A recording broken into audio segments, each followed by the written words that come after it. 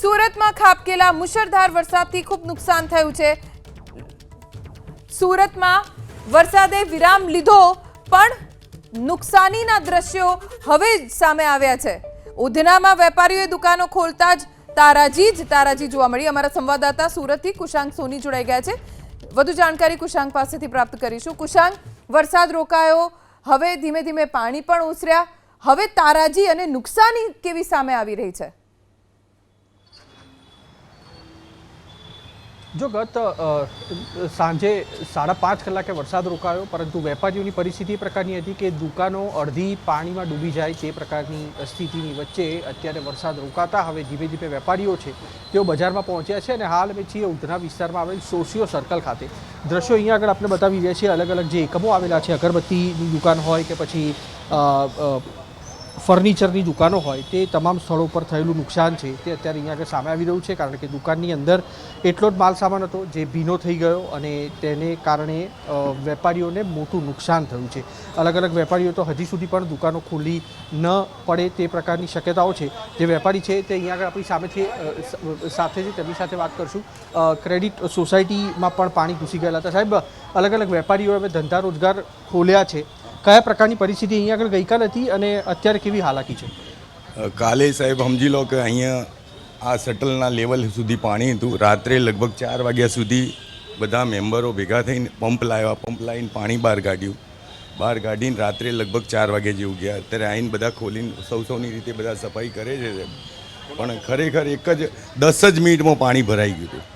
લગભગ 2-2:30 વાગ્યાની આજુબાજુ એવો મુશળધાર વરસાદ વરસતો હતો ને એકદમ જ બધું આવી ગયું અને આ બધા ખૂબ જ પરેશાન છે। આ 84 સમાજ ક્રેડિટ સોસાયટીની મારી ઓફિસ છે, હું સમાજનો પ્રમુખ છું। અહીંયાથી અમે સેવાનો કાર્યો કરીએ છીએ, સમાજનો અલગ અલગ પ્રકારના સેવાનો કાર્યો કરીએ છીએ, પણ એકદમ જ અમારે બધું મતલબ એટલું બધું પાણી ભરાઈ ગયું ને જબરજસ્ત દરેક વેપારીઓનું નુકસાન થયું છે।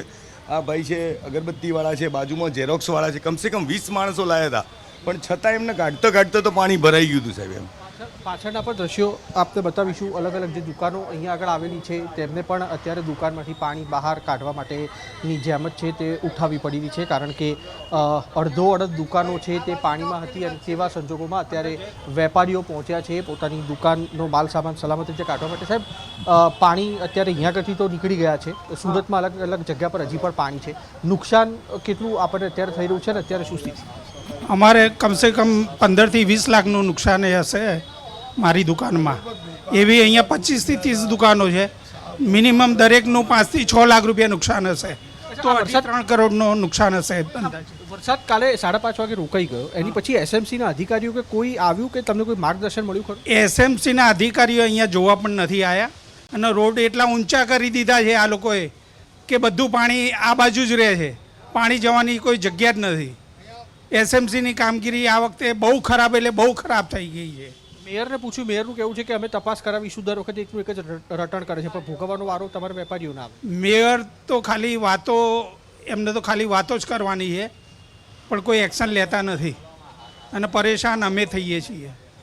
દુકાનની અંદર પણ આપણે બતાવીશું, ભાગ્યલક્ષ્મી પંપ્સ નામની દુકાન છે અને લાકડાનું ફર્નિચર અહીંયા આગળ હતું, જે પણ સ્વાભાવિક રીતે ધ્વનિ ફૂગાઈ જવાની સ્થિતિ સર્જાતી હોય જ્યારે પાણી આટલો સમય સુધી રહેતું હોય ત્યારે આ દુકાનની અંદરના દ્રશ્યો છે। જુઓ, વેપારીઓએ કેવી રીતને પોતાના માલ સામાનને ઢાંકીને અહીંયા આગળ રાખ્યો છે, કારણ કે પાણી છે તે લગભગ દુકાનોમાં હતા અને તેવા સંજોગોમાં માલ સામાન કાઢવા માટે પણ તેમને સમય ન મળી શક્યો। આગળ જે વેપારીએ જણાવ્યું, માત્ર 10 મિનિટનો સમય તેમને મળ્યો હતો અને તેવા સંજોગોમાં તેઓ પોતે પોતાની રક્ષા કરે કે માલ સામાનની રક્ષા કરે, જેમ પણ પરિસ્થિતિ ઊભી થઈ તે પ્રકારે તેઓ પોતાના માલ સામાન છે તે મૂકી અને અહીંયા આગળથી રવાના થયા હતા। પરંતુ અત્યારે હવે જ્યારે વરસાદનો વિરામ થયો છે, એસએમસીની કામગીરી સામે પણ રોષ જોવા મળી રહ્યો છે અને તેવા સંજોગોમાં વેપારીઓ છે તે અત્યારે તેમની પલળેલી જે ચીજ વસ્તુઓ છે, માલ સામાન છે, તેને બહાર કાઢી અને ફરી એક વખત બેઠા થવાનો પ્રયાસ છે તે સુરતના અલગ અલગ વિસ્તારોમાં કરતા જોવા મળી રહ્યા છે।